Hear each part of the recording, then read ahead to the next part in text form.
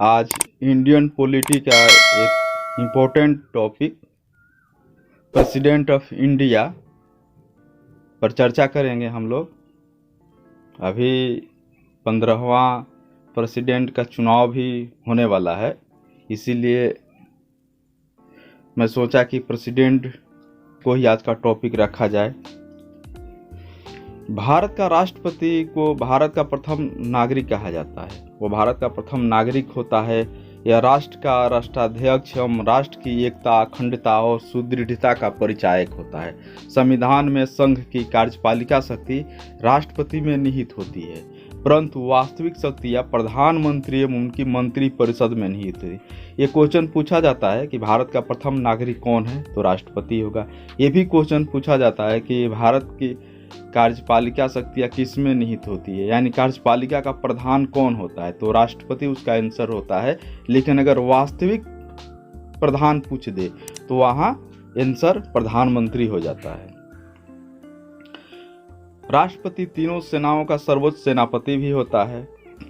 संविधान के भाग 5 के अनुच्छेद 52 से 78 तक में संघ की कार्यपालिका शक्ति का उल्लेख किया गया है, जिसमें सम्मिलित होता है भारत का राष्ट्रपति, उपराष्ट्रपति, प्रधानमंत्री, केंद्रीय मंत्री परिषद और महान्यायवादी। ये सब कार्यपालिका के अंग हैं। संसदीय व्यवस्था में कार्यपालिका अपनी नीतियों एवं कार्यों के लिए विधायिका के प्रति उत्तरदायी होती है। राष्ट्रपति अपनी कार्यपालिका शक्ति का प्रयोग स्वयं या अपने अधीनस्थ अधिकारियों के द्वारा करता है। अब जो महत्वपूर्ण अनुच्छेद है जो राष्ट्रपति से रिलेटेड है उसको हम देखेंगे। आर्टिकल 52, इसमें राष्ट्रपति के पद की चर्चा की गई कि भारत में एक राष्ट्रपति होगा। अनुच्छेद 53, संघ की कार्यपालिका शक्ति राष्ट्रपति में निहित होगी, यानी कार्यपालिका का प्रधान राष्ट्रपति होगा। अनुच्छेद 54, इसमें राष्ट्रपति का निर्वाचन की बात कही गई है कि राष्ट्रपति के निर्वाचक मंडल में संसद और विधानसभा के निर्वाचित सदस्य भाग लेते हैं। इसमें मनोनीत सदस्य भाग नहीं लेते हैं। और 17वें संविधान संशोधन अधिनियम 1992 में दिल्ली और पांडिचेरी को भी इसमें शामिल कर लिया गया।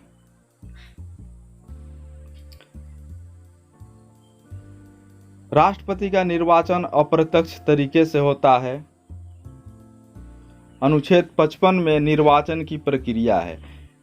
तो राष्ट्रपति का जो निर्वाचन होता है एकल संक्रमणीय मत द्वारा अनुपातिक प्रतिनिधित्व पद्धति पर होता है और इसमें एक कोटा तय किया जाता है। वर्तमान में 50% का एक कोटा तय है और मतदाता जो होता है वो वरीयताओं का अंकन करना होता है। मतलब कि अगर 2 कैंडिडेट लड़ रहे हैं राष्ट्रपति का चुनाव, तो अगर कोई विधायक या कोई संसद सदस्य जाएगा तो वहाँ वरीयता क्रम लिखेगा। जैसे अभी द्रौपदी मुर्मू और यशवंत सिन्हा है, तो अगर वह अपने वरीयता देता है द्रौपदी मुर्मू को तो उसके सामने 1 लिखेगा। अगर यशवंत सिंह है तो उनके सामने 1 लिखेगा, नहीं तो दूसरा के सामने 2 लिखता है।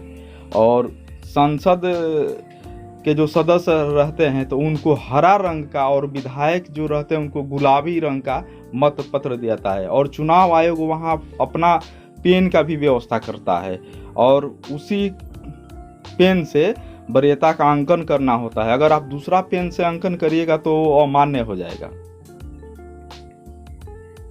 विधानसभा सदस्यों का जो मत मूल्य निकाला जाता है वो 1971 की जनगणना के अनुसार जो राज्यों की जनसंख्या है और बटा में राज्यों के कुल विधायकों की जो संख्या है और भागा 1000, ये सूत्र है निकालने का।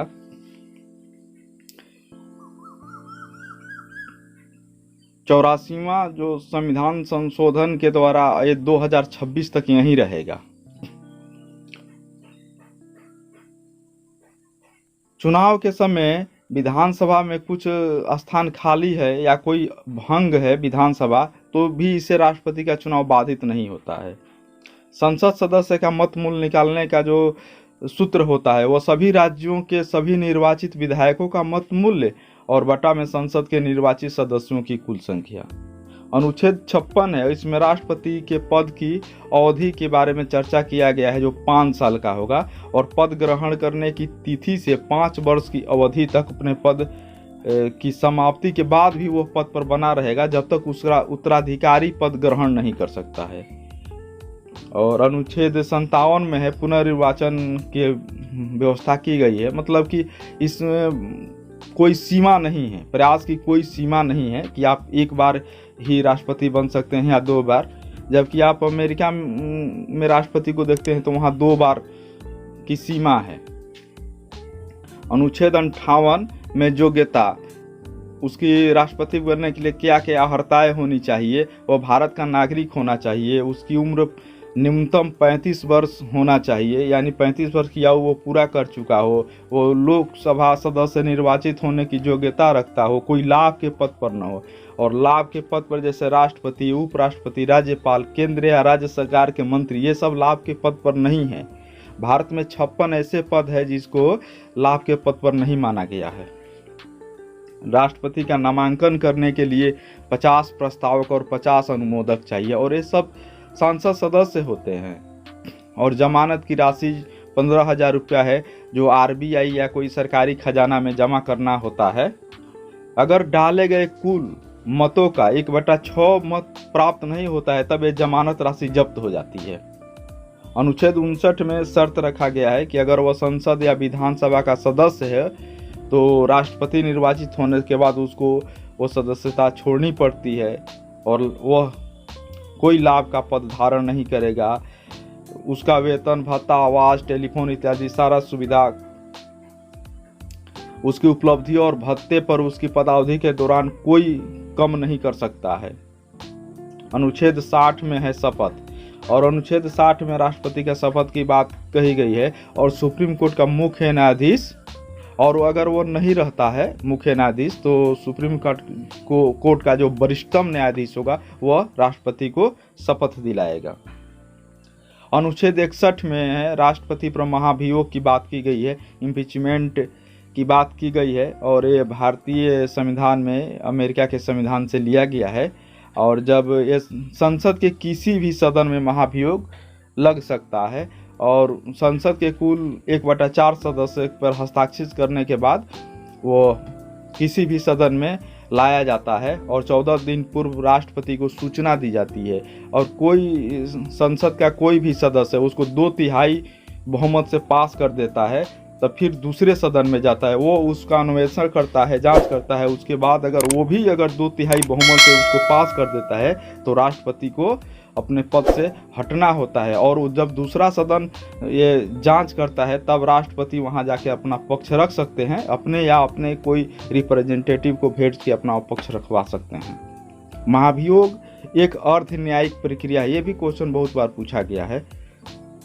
और महाभियोग में दोनों सदनों के निर्वाचित के साथ साथ मनोनीत सदस्य भी भाग लेते हैं। जैसे राष्ट्रपति का जो निर्वाचन होता है उसमें राष्ट्र संसद के निर्वाचित सदस्य और विधानसभा के निर्वाचित सदस्य भाग लेते हैं, लेकिन जब महाभियोग की प्रक्रिया होती है तो इसमें विधानसभा का कोई नहीं भाग लेता है, और संसद के जो सदस्य होते हैं निर्वाचित और मनोनीत दोनों भाग लेते हैं। अनुच्छेद 72 में राष्ट्रपति के क्षमादान की शक्ति है कि वो मतलब कि या तो कम कर सकता है सजा को, उसका नेचर बदल सकता है, या पूर्ण रूप से मृत्युदंड को माफ भी कर सकता है।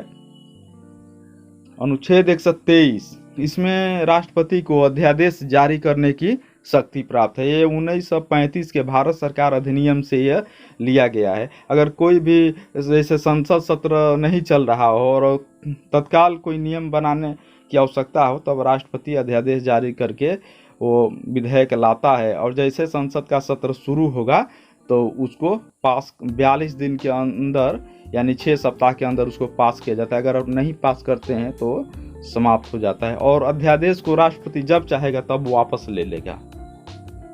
इसका अंतिम जो एथी होता है वो 6 माह का होता है। राष्ट्रपति अपना त्याग पत्र उपराष्ट्रपति को देता है, और उपराष्ट्रपति भी अपना त्याग पत्र राष्ट्रपति को देते हैं। अब कुछ ऑब्जेक्टिव क्वेश्चन हम लोग देखेंगे। जो विभिन्न एग्जाम में पूछे हुए हैं। जैसे भारत में राष्ट्रपति का निर्वाचन किस प्रकार का होता है? ए प्रत्यक्ष रूप से, बी राज्यसभा के सदस्यों द्वारा, सी लोकसभा के सदस्यों द्वारा और डी अप्रत्यक्ष रूप से। तो इसका जो आंसर होता है वो होगा ऑप्शन डी अप्रत्यक्ष रूप से। नेक्स्ट क्वेश्चन है, राष्ट्रपति के निर्वाचक हेतु निर्वाचक गण में सम्मिलित नहीं है। ऑप्शन ए लोकसभा के निर्वाचित सदस्य, ऑप्शन बी राज्यसभा के निर्वाचित सदस्य, ऑप्शन सी राज्यों की विधानसभाओं के निर्वाचित सदस्य और ऑप्शन डी राज्यों के विधान परिषदों के निर्वाचित सदस्य। तो इसका सही आंसर होगा ऑप्शन डी, क्योंकि विधान परिषद के सदस्य भाग नहीं लेते हैं।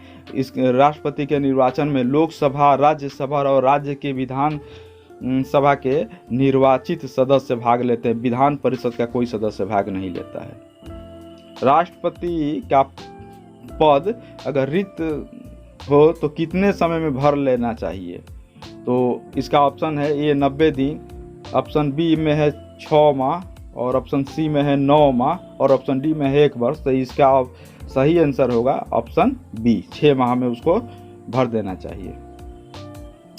नेक्स्ट क्वेश्चन है, यदि भारत के राष्ट्रपति का पद रिक्त हो जाए और उपराष्ट्रपति भी न हो तब निम्न में से कौन कार्यवाहक राष्ट्रपति होगा? ऑप्शन ए है राज्यसभा का सभापति, ऑप्शन बी है भारत का महान्यायवादी, ऑप्शन सी है लोकसभा का अध्यक्ष और ऑप्शन डी है सर्वोच्च न्यायालय का मुख्य न्यायाधीश। तो इसका सही आंसर होगा सर्वोच्च न्यायालय का मुख्य न्यायाधीश। ये कार्यवाहक राष्ट्रपति के रूप में काम करेगा।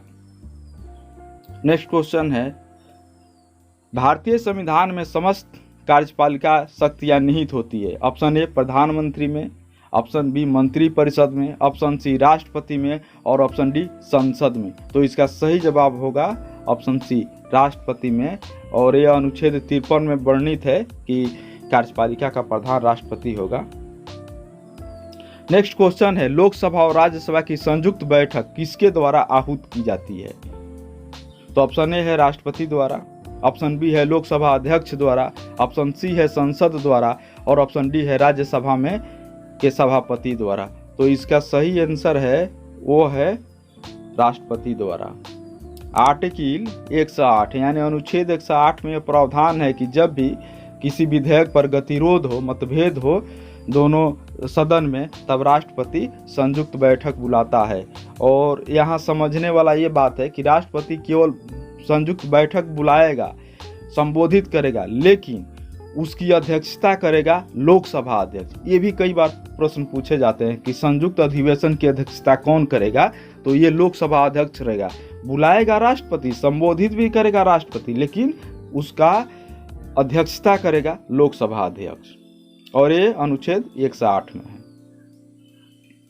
नेक्स्ट क्वेश्चन है, भारत के राष्ट्रपति ने एकमात्र मामले में अपनी पॉकेट वीटो की शक्ति का प्रयोग किया था, वह था Hindu code bill, B PEPSU विनियोग विधेयक, ऑप्शन सी भारत डाकघर संशोधन विधेयक, ऑप्शन डी दहेज प्रतिषेध विधेयक। तो इसका सही आंसर होगा ऑप्शन सी भारत डाकघर संशोधन विधेयक। ये 1986 में श्री ज्ञानी जैल सिंह राष्ट्रपति थे, उन्होंने इस पर अपना पॉकेट वीटो का प्रयोग किया था।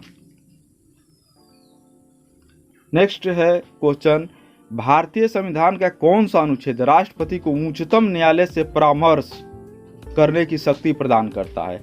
ऑप्शन ए है अनुच्छेद 129, ऑप्शन बी है अनुच्छेद 132, ऑप्शन सी है अनुच्छेद 143 और ऑप्शन डी है अनुच्छेद 32। तो इसका सही जवाब है ऑप्शन सी अनुच्छेद 143। राष्ट्रपति की क्षमा की शक्ति एक है, विधायी शक्ति, न्यायिक शक्ति, कार्यपालिका शक्ति और इनमें से कोई नहीं। तो राष्ट्रपति को जो क्षमादान शक्ति है वो न्यायिक शक्ति है। ऑप्शन बी इसका सही जवाब है। नेक्स्ट क्वेश्चन है, किसी भौगोलिक क्षेत्र को अनुसूचित क्षेत्र घोषित करने का संवैधानिक अधिकार किसको है?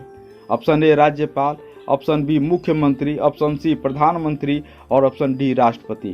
तो किसी भी भौगोलिक क्षेत्र को अनुसूचित क्षेत्र घोषित करने का अधिकार राष्ट्रपति को होता है, इसलिए इसका ऑप्शन डी सही जवाब है।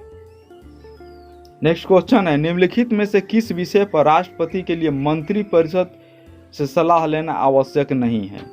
यानी किस मामले पर राष्ट्रपति मंत्रिपरिषद का सलाह नहीं ले सकता है? ए, राजदूतों की नियुक्ति के समय, बी, विधेयकों पर स्वीकृति देना, सी, राज्यपाल द्वारा प्रेषित विधेयकों पर स्वीकृति और लोकसभा भंग करना, ऑप्शन डी है संविधान संशोधन विधेयक पर स्वीकृति।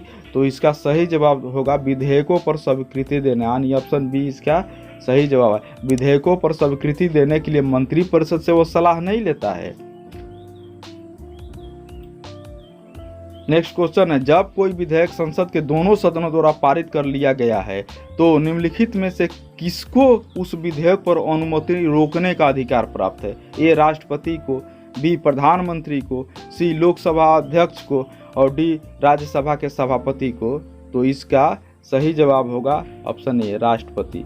राष्ट्रपति को अधिकार है प्राप्त है। और एक क्वेश्चन बार बार पूछा जाता है कि मंत्रिपरिषद सामूहिक रूप से किसके प्रति उत्तरदायी होती है? तो सामूहिक रूप से लोकसभा के प्रति उत्तरदायी, लेकिन व्यक्तिगत रूप से वो राष्ट्रपति के प्रति उत्तरदायी होती है। कोई भी मंत्री है ना, वो राष्ट्रपति के प्रसाद पर्यंत ही अपने पद को धारण करता है। नेक्स्ट जो क्वेश्चन है कि राष्ट्रपति चुनाव का विवाद कौन निपटाता है? अगर राष्ट्रपति चुनाव में किसी प्रकार का विवाद हो जाए तो उसको कौन निपटारा करेगा? ए, संसद, बी है चुनाव आयोग, सी है सर्वोच्च न्यायालय और डी है महान्यायवादी। तो इसका सही जवाब होगा सर्वोच्च न्यायालय, ऑप्शन सी सही जवाब है। नेक्स्ट क्वेश्चन है, युद्ध की घोषणा या शांति का फैसला करने में कानूनी रूप से सक्षम है? ऑप्शन ए, राष्ट्रपति, ऑप्शन बी, राज्यसभा, ऑप्शन सी, मंत्रिपरिषद और ऑप्शन डी, प्रधानमंत्री। तो इसका सही जवाब होगा राष्ट्रपति, यानी ऑप्शन ए इसका सही जवाब है। नेक्स्ट क्वेश्चन है, सर्वसम्मति से निर्वाचित भारत के राष्ट्रपति कौन थे? A, doctor S Radhakrishnan, option B, VV Giri, option C, N Sanjiva Reddy और ऑप्शन डी, ज्ञानी जैल सिंह। तो सर्वसम्मति से निर्वाचित यानी कि निर्विरोध निर्वाचित की बात कर रहा है, तो निर्विरोध निर्वाचित थे नीलम संजीव रेड्डी, ऑप्शन सी इसका सही जवाब है। देखिए, राष्ट्रपति की शक्ति के बारे में जो बात होती है तो राष्ट्रपति को बहुत सारी शक्तियां प्राप्त है, जैसे कार्यकारी शक्ति है। तो आर्टिकल 53 में प्रावधान है कि वो कार्यकारी पालिका का प्रधान होता है। और अनुच्छेद 74 का क्लोज 1 है, इसमें यह बात कहा गया है कि राष्ट्रपति को सलाह देने के लिए एक मंत्रिपरिषद का प्रावधान है जिसका प्रधान प्रधानमंत्री होगा। और भारत सरकार के सभी शासन संबंधी कार्य राष्ट्रपति के नाम से ही होते हैं। और राष्ट्रपति बहुत लोगों की नियुक्ति करता है, जैसे प्रधानमंत्री की नियुक्ति करता है, पीएम के सलाह पर मंत्री को भी नियुक्त करता है, भारत के नियंत्रण महालेखा परीक्षक हैं, उच्चतम एवं उच्च न्यायालय के न्यायाधीश है, सभी राज्यों के राज्यपाल एवं उपराज्यपाल है, संघ लोक सेवा आयोग के अध्यक्ष एवं अन्य सदस्य है, वित्त आयोग के अध्यक्ष तथा सदस्य है, एसटी, एससी, ओबीसी आयोग के अध्यक्ष की भी नियुक्ति राष्ट्रपति करता है। राष्ट्रपति को जो मिलिट्री पावर प्राप्त है वो राष्ट्रपति भारत की सेना का सर्वोच्च सेनापति होता है और सेना के तीनों प्रमुख होते हैं, उनकी नियुक्ति राष्ट्रपति ही करता है। एयरफोर्स, नेवी और आर्मी तीनों प्रमुख की नियुक्ति राष्ट्रपति ही करता है। और संसद की अनुमति से वो किसी युद्ध की घोषणा या समाप्ति की घोषणा करता है। राजनयिक शक्ति या कूटनीतिक शक्ति में डिप्लोमेटिक पावर जो है वो राजदूत और उच्चायुक्त की नियुक्ति करता है और विदेशों से जो भारत में राजदूत आते हैं उनको स्वागत करता है, उनको आइडेंटिटी कार्ड देता है। और अंतर्राष्ट्रीय जो समझौता होता है, जो संधि होती है, वो सब राष्ट्रपति के नाम से ही किए जाते हैं, हालांकि वो संसद से इस बात की अनुमति लेता है। वो अंतर्राष्ट्रीय मंचों पर भारत का प्रतिनिधित्व करता है, वो कूटनीतिकों को भेजता है, उनका स्वागत करता है। विधायी शक्ति है तो लेजिस्लेटिव पावर में है कि अनुच्छेद 85 में है कि वह संसद के दोनों सदनों को सत्र हेतु आहूत करता है और सत्रावसान भी करता है। 108 में संयुक्त बैठक है जिसकी चर्चा हम लोग पहले भी कर चुके हैं। अनुच्छेद 87 है, इसमें प्रत्येक आम चुनाव का जो पहला सत्र होता है तथा प्रत्येक वर्ष का जो पहला सत्र होता है वो राष्ट्रपति दोनों सदनों को संयुक्त सत्र को संबोधित करता है। अनुच्छेद 80 ये बहुत इंपॉर्टेंट है, बहुत एग्जाम में पूछे जाते हैं कि राज्यसभा में 12 व्यक्तियों को मनोनीत करता है जो साहित्य, कला, विज्ञान, समाज सेवा से है। और अनुच्छेद 331 ये अब तो समाप्त हो गया है। पहले लोकसभा में 2 एंग्लो इंडियन सदस्यों के जो आंग्ल भारतीय समुदाय की नियुक्ति मनोनीत जो राष्ट्रपति करता था, अब इसको समाप्त कर दिया गया है। 104वां जो संविधान संशोधन हुआ 2019 में और इससे 25 जनवरी 2020 से ये एंग्लो इंडियन पद को समाप्त कर दिया है। 104 संविधान संशोधन इसी से है और 104 संविधान संशोधन ही द्वारा जो रिजर्वेशन है ये SC/ST का ये 10 साल के लिए बढ़ा भी दिया गया। राष्ट्रपति संसद के समक्ष विभिन्न प्रतिवेदन प्रस्तुत कराए और यह उनका दायित्व है कि अनुच्छेद 112 में है कि वो वार्षिक बजट, वित्तीय विवरण को प्रस्तुत कराता है, कैग का प्रतिवेदन प्रस्तुत कराता है, वित्त आयोग की अनुशंसा है, UPSC है, OBC, SC/ST आयोग, ये सब का भी प्रतिवेदन प्रस्तुत करता है।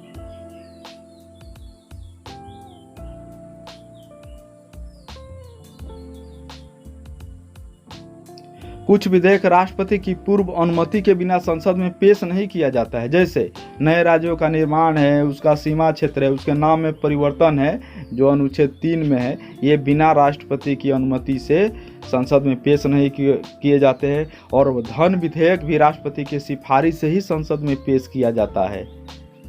इसीलिए धन विधेयक को राष्ट्रपति पुनर्विचार के लिए नहीं भेजता है क्योंकि पहले ही उसे उसके सिफारिश पर पेश किया जाता है, यही कारण होता है। राष्ट्रपति के पास जो आपातकालीन शक्तियाँ है तो भारत में 3 प्रकार के आपातकाल होते हैं। एक राष्ट्रीय आपातकाल जिसका अनुच्छेद 352 में है और राष्ट्रपति शासन जो अनुच्छेद 356 है और वित्तीय आपात 360 है। ये भी क्वेश्चन पूछा जाता है कि भारत में कितने बार वित्तीय आपातकाल लगा है, तो एक बार भी नहीं लगा है। और राष्ट्रीय आपात के समय में अनुच्छेद और 20 और 21 का निलंबन नहीं होता, ये भी क्वेश्चन पूछा जाता है। राष्ट्रपति को जो वीटो शक्ति प्राप्त है, जैसे विधायिका द्वारा पारित जो विधेयक है उसको अधिनियम बनाने से रोकने के लिए राष्ट्रपति को ये शक्ति प्राप्त होती है, वीटो शक्ति। ये 4 प्रकार का होता है, एक अत्यांतिक वीटो, एक विशेषित वीटो और तीसरा है निलंबनकारी वीटो और चौथा है पॉकेट वीटो। तो श्री ज्ञानी जैल सिंह ने 1986 में डाकघर संशोधन विधेयक पर किया था और ये कई बार क्वेश्चन पूछा भी गया है। अभी तक जो भारत में है 14 राष्ट्रपति बन चुके हैं। 14वां राष्ट्रपति रामनाथ कोविंद थे जिनका कार्यकाल 25 जुलाई 2020 को समाप्त हो रहा है और 15वां राष्ट्रपति का चुनाव होने वाला है।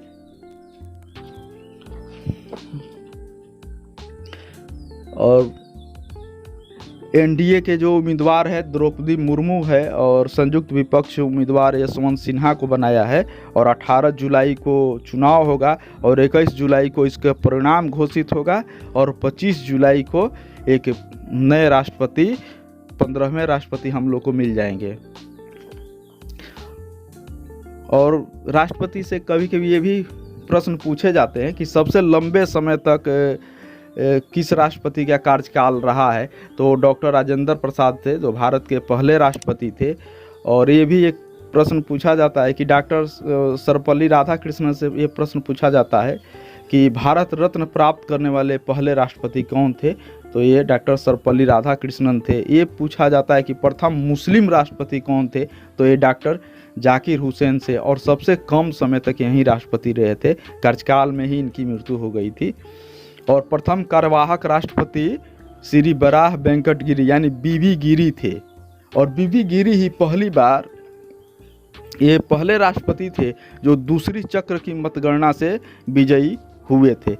दूसरी चक्र की मतगणना मतलब कि जब राष्ट्रपति का निर्वाचन होता है तो जो वरीयता क्रम दिया जाता है, तो अगर इसमें होता है कि मान लीजिए कि अगर पहला क्रम से मान लीजिए कि 2 तीन कैंडिडेट हो या 4 कैंडिडेट हो, तो आप वोट देने जाते हैं, कोई भी सांसद और विधायक वोट देना है, तब वरीयता क्रम लिखता है, तो 1 2 3 4 लिखेगा।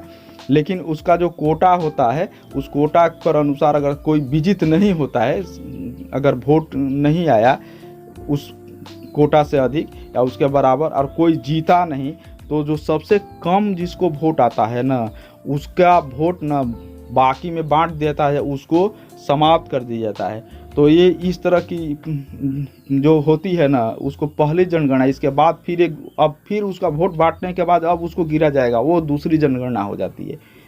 तो बीबी गिरी पहले राष्ट्रपति है जो दूसरी बार की जनगणना में ये विजयी हुए थे। और ये भी क्वेश्चन पूछा जाता है कि एकमात्र राष्ट्रपति जो निर्विरोध निर्वाचित हुए थे वो श्री नीलम संजीव रेड्डी थे, और सबसे कम उम्र के राष्ट्रपति भी थे ये। और ये प्रथम सिख राष्ट्रपति श्री ज्ञानी जैल सिंह थे, और सबसे कम पढ़े लिखे भी थे, और ये इसलिए भी प्रसिद्ध हैं क्योंकि पॉकेट बीटों का प्रयोग उन्होंने किया था।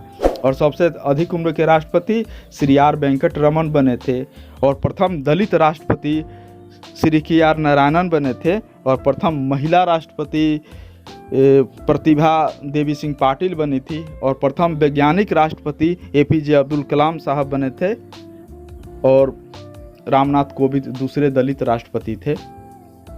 ओके फ्रेंड, ये वीडियो थोड़ा सा लंबा हो गया, और भी बहुत कुछ छूट भी गया। हालांकि इतना से ही क्वेश्चन, चाहे वो UPSC हो या PCS हो, रेलवे हो, SSC, कहीं से भी यहाँ से क्वेश्चन आने की पूरी संभावना रहेगी।